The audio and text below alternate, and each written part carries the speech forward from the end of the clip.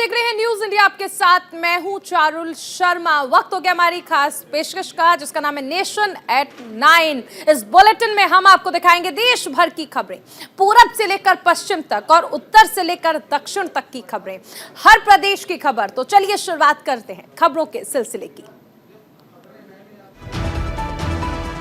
खबरों की शुरुआत में सबसे पहले बात करेंगे भारत और सिंगापुर के बीच डिजिटल पेमेंट को लेकर, जहां कल भारत और सिंगापुर के बीच मोबाइल ऐप के जरिए मनी ट्रांसफर की सुविधा का उद्घाटन किया गया।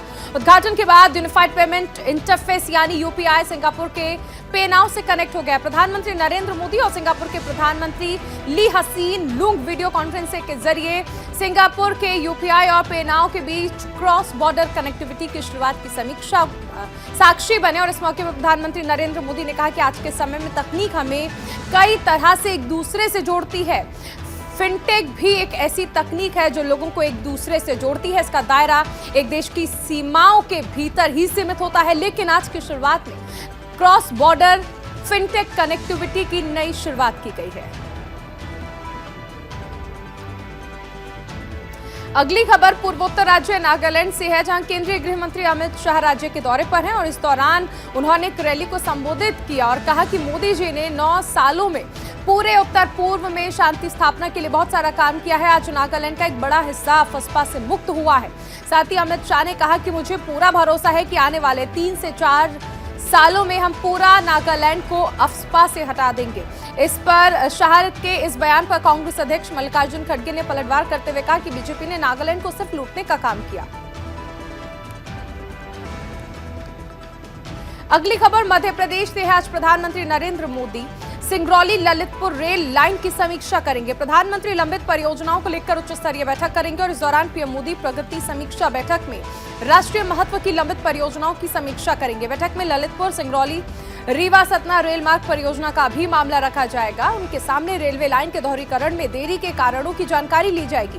बताया जा रहा है कि जमीन अधिग्रहण में मुआवजा का बंटवारा बाधा बन रहा है। इसे लेकर प्रशासन, रेलवे और प्रभावित किसानों के बीच बातचीत चल रही है। नई रेल लाइन की वजह से 22 गांव प्रभावित हो रहे हैं। बता दें कि रेलवे का यह प्रोजेक्ट साल 2017 में शुरू किया गया था। अगली खबर मेघालय से है, जहां राहुल गांधी राज्य के दौरे पर चुनावी हुंकार भरेंगे। दरअसल मेघालय में भले ही मौसम अभी काफी सर्द है, लेकिन विधानसभा चुनाव को लेकर राजनीतिक तापमान चढ़ने लगा है।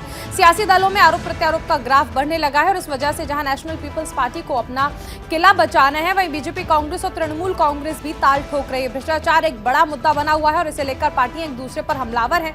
यहाँ विधानसभा की कुल 60 सीटें हैं और मतदान 27 फरवरी को होना है। 36 महिलाओं सहित कुल 375 उम्मीदवार चुनावी मैदान में हैं। कांग्रेस भी अब मेघालय में चुनावी हुंकार भरने जा रही है। कांग्रेस नेता राहुल गांधी आज मेघालय विधानसभा चुनाव में प्रचार के लिए उतरेंगे। जानकारी के मुताबिक राहुल गांधी शिलोंग के मल्की ग्राउंड में आज पहली रैली को संबोधित करेंगे। अगली खबर भी मेघालय से है, जहां पर आज पश्चिम बंगाल की मुख्यमंत्री ममता बनर्जी एक सार्वजनिक रैली को संबोधित करेंगी। आपको बता दें कि विधानसभा सीटों की संख्या के आधार पर मेघालय पूर्वोत्तर का एक छोटा सा राज्य है, लेकिन 27 फरवरी को होने जा रहे चुनाव का प्रभाव बड़ा हो सकता है। चुनाव से पहले जिस आक्रामक अंदाज में तृणमूल कांग्रेस मैदान में उतरी है, उससे जीत चाहे जिसकी भी हो, लेकिन राष्ट्रीय स्तर पर विपक्षी एकता के प्रयासों को झटका लगना तय है। मेघालय में 2018 में कांग्रेस के सबसे बड़े पार्टी बनकर उभरने के बाद भी नेशनल पीपल पार्टी की सरकार बनी, जिसमें 2 विधायकों के साथ बीजेपी की भी भागीदारी है, लेकिन इस चुनाव में दोनों अलग अलग लड़ रहे हैं। कांग्रेस और तृणमूल का भी किसी भी अन्य दलों के साथ गठबंधन नहीं हुआ है। इस तरह मेघालय में सक्रिय सभी प्रमुख दल अपने बल पर ही मैदान में है और ऐसे में कहा जा सकता है कि मुख्यमंत्री ममता बनर्जी एकला चलो की राह पर चल रही है।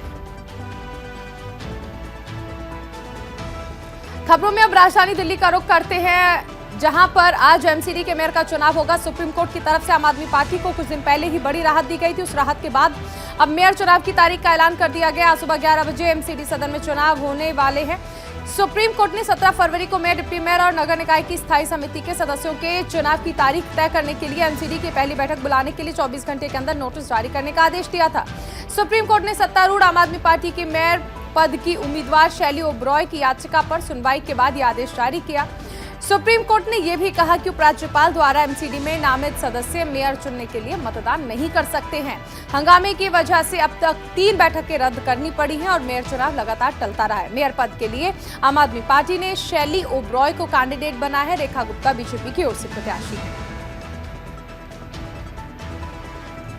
अगली खबर भी दिल्ली से है, जहां पर दिल्ली परिवहन विभाग ने ओला, उबर और रैपिडो बाइक टैक्सी पर बैन लगा दिया है।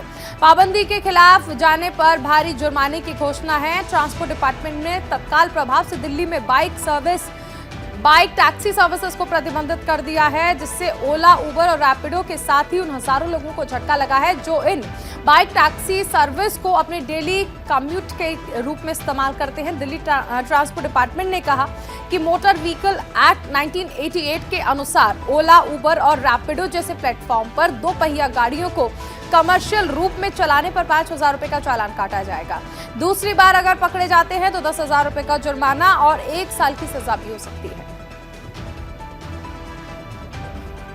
अगली खबर G20 को लेकर है, जहां बेंगलुरु में आज से 25 फरवरी 2023 तक बैठक होगी। हालांकि 24 से 25 फरवरी तक होने वाली FMCBG बैठक की अध्यक्षता केंद्रीय वित्त मंत्री निर्मला सीतारमण और RBI governor doctor Shaktikanta Das संयुक्त रूप से करेंगे। बता दें कि भारत की अध्यक्षता में होने वाली G20 के FMCBG और FCBD की बैठक में G20 के लगभग 72,000 प्रतिनिधि शामिल होंगे। इस दौरान वैश्विक अर्थव्यवस्था पर भविष्य में आने वाली चुनौतियों से निपटने के अहम पहलुओं पर चर्चा होगी। बैठक में वैश्विक अर्थव्यवस्था, वैश्विक स्वास्थ्य और अंतर्राष्ट्रीय टैक्सेशन जैसे संबंधित मुद्दों पर विचार विमर्श किया जाएगा। Digital public infrastructure, crypto assets पर भी नीतिगत परिप्रेक्ष्य और क्रॉस बॉर्डर में राष्ट्रीय भुगतान प्रणाली की भूमिका जैसे विषय पर भी चर्चा होनी है। अगली खबर बैंकों को लेकर है, जहां सरकार ने आपातकालीन क्रेडिट लाइन गारंटी योजना की समीक्षा के लिए आज सार्वजनिक क्षेत्र के बैंकों के प्रमुखों के साथ 4 निजी क्षेत्र के बैंकों की भी बैठक बुलाई है। साथ में प्राइवेट क्षेत्र के HDFC, ICICI, एक्सिस बैंक और कोटक महिंद्रा बैंक शामिल हैं और इस बैठक में कोरोना वायरस महामारी से प्रभावित व्यवसाय की मदद के लिए योजनाओं के उपयोग की संभावनाओं पर चर्चा होगी। बैठक में योजना को 31 मार्च 2023 से आगे बढ़ाने पर चर्चा होने की संभावना है। बैठक की अध्यक्षता बैंकिंग सचिव विवेक जोशी करेंगे।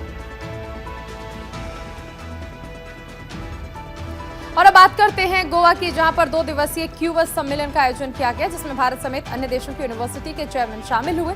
इस सम्मेलन में विकास और शोध के साथ साथ शिक्षा को बेहतर बनाने की नीति पर चर्चा की गई। इसके साथ ही देश के आर्थिक विकास को कैसे रफ्तार दी जाए, इस पर बात हुई है। वहीं समिट के समापन के बाद गोवा के मुख्यमंत्री प्रमोद सावंत ने कहा कि डबल इंजन की सरकार ने गोवा में काफी विकास कार्य किए और बाकी रुके हुए काम भी पूरे किए जाएंगे। साथ ही सीएम प्रमोद सावंत ने गोवा को शिक्षा का केंद्र बनाने पर जोर दिया। अगली खबर महाराष्ट्र से है, जहां चुनाव आयोग ने एकनाथ शिंदे गुट को असली शिवसेना मान लिया।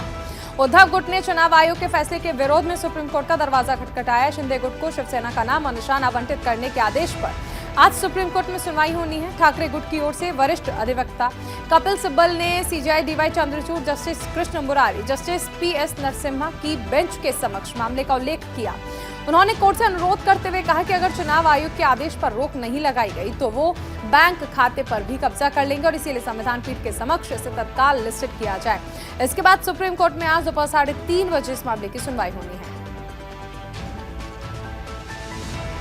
अगली खबर भी महाराष्ट्र से है, जहां इन दिनों शिवसेना, उद्धव और शिंदे गुट के बीच तकरार जारी। राज्यसभा सांसद संजय राउत ने महाराष्ट्र के सीएम एकनाथ शिंदे के बेटे और लोकसभा सांसद श्रीकांत शिंदे पर हमला कराने के लिए सुपारी देने का गंभीर आरोप लगाया। संजय राउत ने बकायदा इसे लेकर ठाणे के पुलिस कमिश्नर को एक चिट्ठी लिखकर इस बारे में शिकायत दर्ज कराई है। चिट्ठी में उन्होंने लिखा है कि सांसद श्रीकांत शिंदे ने गैंगस्टर राजा ठाकुर और उसके गिरोह को मुझ पर हमला करने का निर्देश दिया और मैं इसकी जानकारी को अत्यंत जिम्मेदारी के साथ आपके ध्यान में लाना चाहता हूं। शिंदे गुट ने राउत के बयान को पॉलिटिकल स्टंट बताया है। अगली खबर उत्तर प्रदेश से है, जहां उत्तर प्रदेश की योगी सरकार आज विधानसभा में अपना वर्ष 2022-23 के लिए बजट पेश करेगी। माना जा रहा है कि इस बार सरकार करीब 7 लाख करोड़ का बजट पेश करने वाली है, जो ऐतिहासिक होगा। इसमें लोकसभा चुनाव 2024 को लेकर महिला, युवा सशक्तिकरण, किसानों और विकास परियोजनाओं पर जोर रहेगा। वित्त मंत्री सुरेश खन्ना सुबह 11 बजे संयुक्त सत्र में बजट पेश करेंगे और बजट पेश होने के बाद सदन में राज्यपाल अभिभाषण के धन्यवाद प्रस्ताव पर चर्चा होगी। इससे पहले 26 मई 2022 को योगी सरकार ने 6.48 लाख करोड़ रुपए का बजट पेश किया था, जो अब तक का सबसे बड़ा बजट हुआ करता था। वहीं वित्त विभाग के सूत्रों ने कहा कि बजट में कुछ नई योजनाओं की घोषणा हो सकती है। हालांकि बजट में किसी नए टैक्स की घोषणा का कोई प्रस्ताव नहीं है। अगली खबर भी उत्तर प्रदेश से है, जहां यूपी सरकार के बजट से पहले योगी कैबिनेट की बैठक होगी, जहां यूपी के बजट के प्रस्तावों को कैबिनेट बैठक में मंजूरी दी जाएगी। वित्त मंत्री सुरेश खन्ना की तरफ से कैबिनेट में बजट का प्रस्ताव रखा जाएगा। हालांकि बताया जा रहा है कि यूपी का अब तक का सबसे बड़ा बजट का ये अनुमान है। कैबिनेट में भारत के नियंत्रक एवं महालेखा परीक्षक का साल 2021 का वार्षिक प्रतिवेदन विधानमंडल में पेश करने पर भी सहमति दी जाएगी। गंगा एक्सप्रेसवे समेत आगरा में थीम पार्क परियोजना समेत कई मुद्दों पर कैबिनेट फैसले की संभावना है।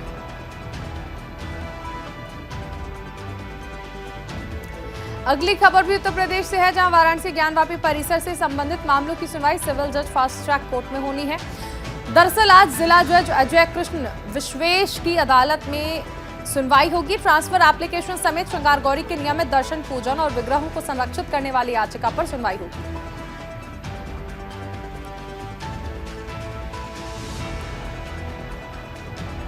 खबरों में अब रुक करते हैं बिहार का, जहां इन दिनों जेडीयू में सियासी घमासान मचा हुआ है। जेडीयू से किनारा करने के बाद मुख्यमंत्री नीतीश कुमार ने उपेंद्र कुशवाहा पर निशाना साधा। उन्होंने कहा कि अति महत्वाकांक्षी लोगों के लिए जेडीयू में कोई जगह नहीं है। ऐसे लोगों को जहां जाना है वो वहां जाए, पार्टी को कोई फर्क नहीं पड़ता है। जनता तय करेगी कि 2024 में क्या होगा। बता दें कि बीते दिन उपेंद्र कुशवाहा ने जेडीयू से नाता तोड़कर नई पार्टी बनाने का ऐलान किया। साथ ही सीएम नीतीश कुमार पर अपनी विरासत दूसरे घर को देने की बात कही। अगली खबर भी बिहार से है, जहां इन दिनों सियासी पारा काफी गर्म हो गया है। बिहार में नीतीश कुमार की सहयोगी पार्टी आरजेडी विधायक विजय मंडल ने बड़ा दावा किया है।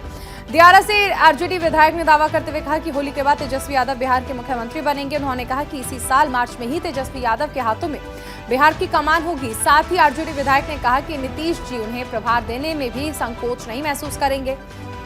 नीतीश कुमार ने 2025 का विधानसभा चुनाव तेजस्वी यादव के नेतृत्व में लड़े जाने का ऐलान किया था। ऐसी खबरें भी हैं कि जेडीयू में भी इस बात को लेकर दो राय है। अगली खबर भी बिहार से है, जहां बक्सर में आज से सांसद खेलकूद महाकुंभ की शुरुआत हो रही है। इसका विधिवत शुभारंभ आईटीआई मैदान में होगा। खेल महाकुंभ का आयोजन स्थानीय सांसद और केंद्रीय राज्य मंत्री अश्विनी चौबे द्वारा किया जा रहा है। आयोजक द्वारा बताया गया है कि इसका आयोजन केवल जिला मुख्यालय तक ही नहीं बल्कि संसदीय क्षेत्र के सभी विधानसभा में किया जाएगा। इसमें खो खो, गोला फेंक, लंबी कूद, क्रिकेट, कबड्डी आदि को शामिल किया गया है। इस खेल महाकुंभ से पहले अम्बेडकर चौक से वीर कुंवर सिंह चौक तक का मार्च निकाला जाएगा। अगली खबर झारखंड से है, जहां आर्थिक भ्रष्टाचार के खिलाफ ईडी ने झारखंड समेत 4 राज्यों में बड़ी कार्रवाई की है। ईडी ने मंगलवार को झारखंड सरकार के ग्रामीण विकास विभाग विशेष प्रमंडल और ग्रामीण कार्य विभाग के चीफ इंजीनियर वीरेंद्र राय, उनके रिश्तेदार और करीबी ठेकेदार के 24 ठिकानों पर एक साथ छापेमारी की है। ये रेड रांची, जमशेदपुर, पटना, सिवान, हरियाणा के सिरसा और दिल्ली में हुई।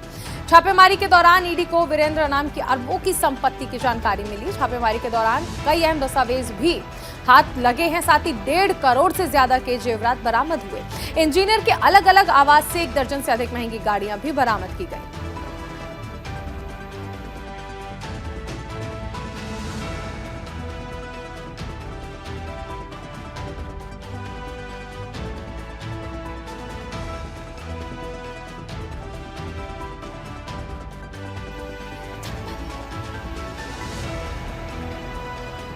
अगली खबर मध्य प्रदेश से है, जहां सीएम शिवराज सिंह चौहान बालाघाट जिले के लमता दौरे पर जाएंगे। सीएम शिवराज आयुष मंत्री रामकिशोर नानो कावरे के परसवाड़ा विधानसभा के लमता में 146 करोड़ रुपए की लागत से लमता प्रेशराइज्ड पाइप माइक्रो इरिगेशन परियोजना के लिए भूमि पूजन करेंगे। भूमि पूजन समारोह के कार्यक्रम का आयोजन लमता स्थित स्टेडियम में किया जाएगा। वहीं इस मौके पर मंत्री ने कहा कि आजादी के 75 साल बाद भी परसवाड़ा विधानसभा क्षेत्र में कोई ऐसी बड़ी योजना संचालित नहीं की गई थी जिसे भूमि पर आवश्यकता अनुसार सिंचाई की जा सके।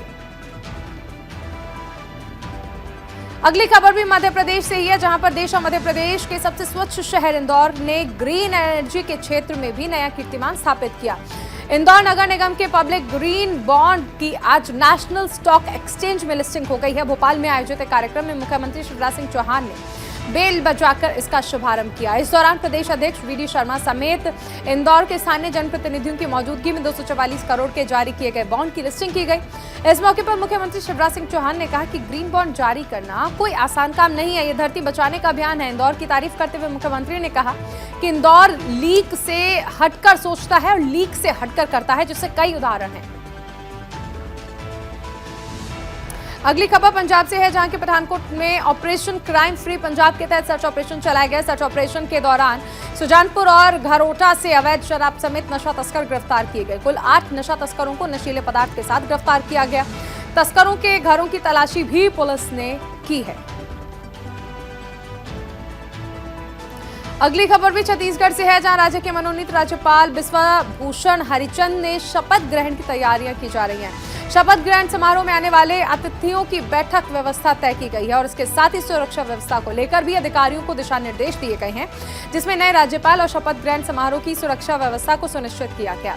आपको बता दें कि बीते दिन देश भर के कई राज्य के राज्यपालों का तबादला हुआ, जिसमें छत्तीसगढ़ की राज्यपाल अनुसुईया उइके भी शामिल थी। उन्हें मणिपुर का राज्यपाल बनाया गया है। वहीं उनकी जगह छत्तीसगढ़ में बिस्वा भूषण हरिचंदन को राज्यपाल मनोनीत किया गया है। अब बात राजस्थान के मुख्यमंत्री अशोक गहलोत की करते हैं, जिन्होंने केंद्रीय वित्त मंत्री निर्मला सीतारमण पर निशाना साधा। उन्होंने वित्त मंत्री के पुराने पेंशन योजना से संबंधित बयान को लेकर कहा कि उन्हें अगर लगता है कि ओपीएस गलत है तो उन्हें स्पष्ट रूप से ये बात कहनी चाहिए। वहीं छत्तीसगढ़ में कांग्रेस अधिवेशन से पहले कांग्रेस नेताओं के यहां पर ईडी की छापेमारी पर भी सीएम गहलोत ने बीजेपी पर हमला बोला और कहा कि कांग्रेस के पूर्ण अधिवेशन से पहले बीजेपी क्या संदेश देने की कोशिश कर रही है। छत्तीसगढ़ में छापेमारी देखना दर्दनाक है, हम इसके खिलाफ लड़ेंगे।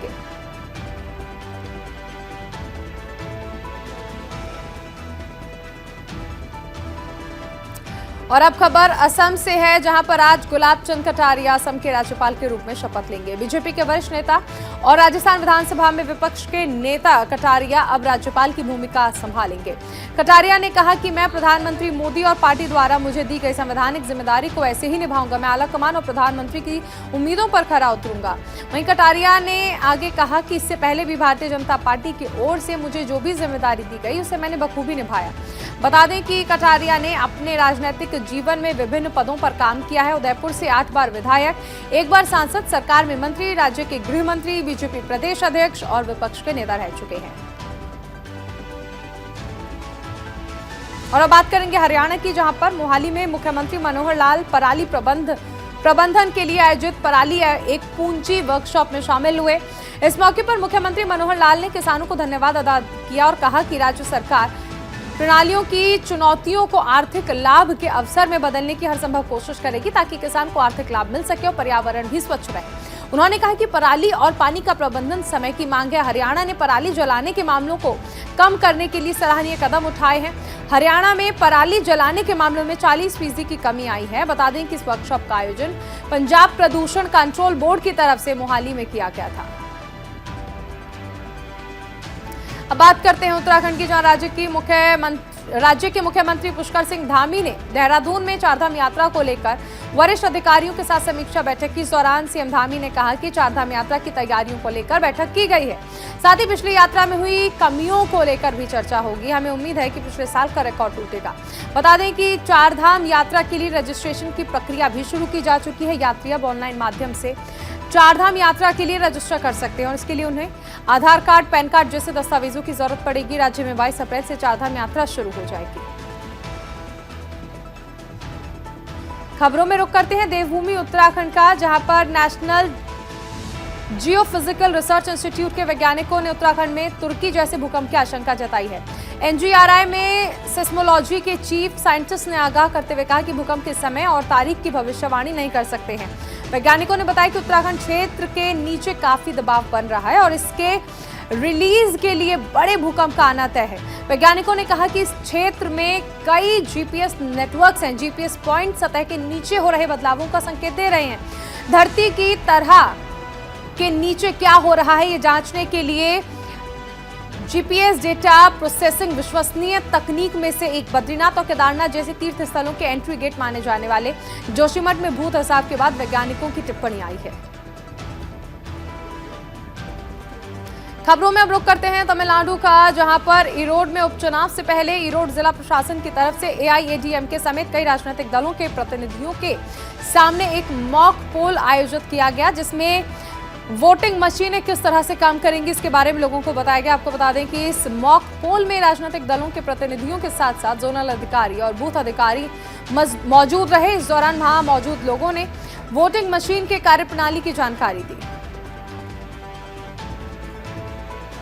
अगली खबर तेलंगाना से है, जहां हनुमाकोंडा में यूथ कांग्रेस नेता पर बेरहमी से हमला किया गया। कांग्रेसी नेताओं का दावा है कि टीपीसीसी रेवंत रेड्डी की पदयात्रा और हनुमाकोंडा में मीटिंग के दौरान बीआरएस पार्टी के खिलाफ बैनर लगाने के बाद बीआरएस के नेताओं ने उन पर हमला कर दिया, जिसके बाद युवा कांग्रेस के घायल होने की खबर सामने आई, जिसे तुरंत अस्पताल में भर्ती करा दिया गया।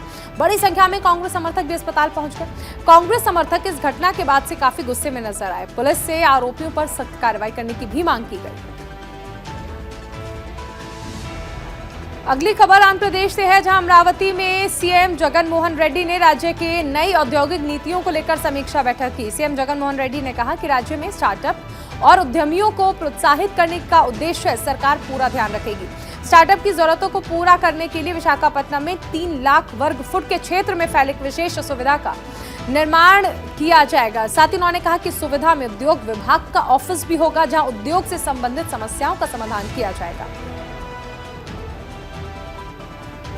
अगली खबर हिमाचल से है, जहां मुख्यमंत्री सुखविंदर सिंह सुक्खू ने राज्य के कर्मचारी चयन आयोग को भंग करने का ऐलान कर दिया। उन्होंने ट्वीट कर लिखा कि पिछले 3 साल से चल रही अनियमितताएं और पेपर लीक मामले के मद्देनजर हिमाचल प्रदेश कर्मचारी चयन आयोग हमीरपुर को भंग कर दिया गया है।